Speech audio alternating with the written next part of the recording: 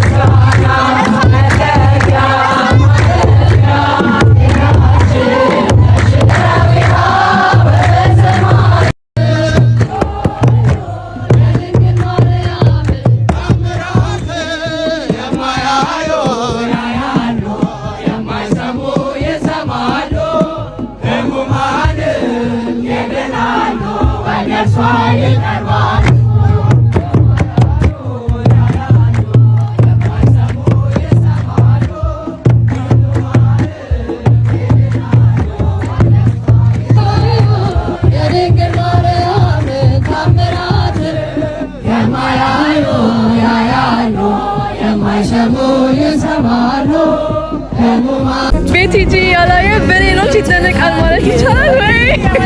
እየቀረጥኩሽ ነው። ችግር ነው። ቴንክ ዩ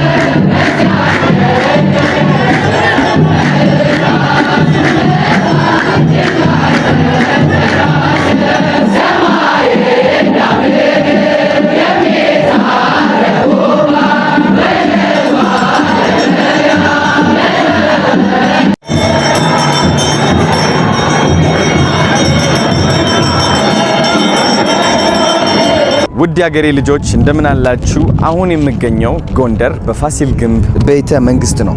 እንደምትመለከቱት እንግዲህ ደስ የሚል አልባሳት አለ። እውነት ልቤን የነካኝ ማለት ነው። አያችሁ እኔ የተወለድኩት መቀሌ ነው፣ ትግራይ ማለት ነው። ያደግኩትም እዛው። እንግዲህ እኔ ፖለቲካ አላቅ፣ ብሔር አላቅ። እኔ የማውቀው ፍቅር ነው። እንግዲህ ፍቅርን ደግሞ እዚህ አግኝቻታለሁ። እውነቴን ነው የምላችሁ። ትልቅ ሰላም ተሰምቶኛል፣ ትልቅ ፍቅር ተሰምቶኛል፣ ትልቅ ክብር ደግሞ አግኝቻለሁ። ከዚህ በላይ ውበት ደግሞ የለም። አያችሁ እንኳን እኛ ለኛ ነጭና እኛ አንለያይም፣ ወንድማሞች ነን። ከውጭ ሀገር የሚመጡት ነጮችም አክብረን ስመን በፍቅር ነው መሸኘት ያለብን። እርስ በራሳችን ደግሞ በብሔር ስንለያይ በጣም ይደብራል። እግዚአብሔር የማይወደውም ስራ ነው። ይህን ደግሞ መቅረፍ እፈልጋለሁ። ስለዚህ ምሳሌ ሆኜ መገኘት እፈልጋለሁ። አያችሁ ወደ ጎንደር ከመምጣቴ በፊት ብዙ ሰዎች የተለያዩ አሉታዊ ነገሮች ነግረውኝ ነበረ፣ ግን ያገኘሁት ተቃራኒ ነው። ልክ ኦሮሞ ሲሄድም ያገኘሁት ተቃራኒው ነገር ነበረ። አሉታዊ ነገሮች ተነግሬ ከዛ ግን ወደዛው ስገባ ያገኘሁት ፍቅር ነበረ፣ ክብር ነበረ።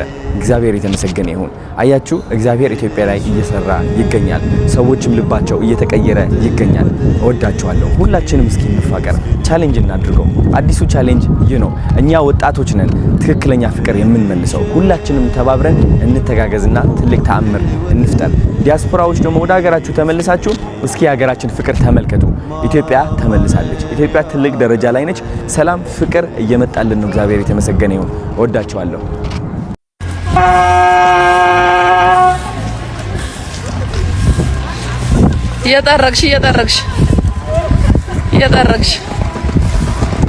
እየጠረግሽ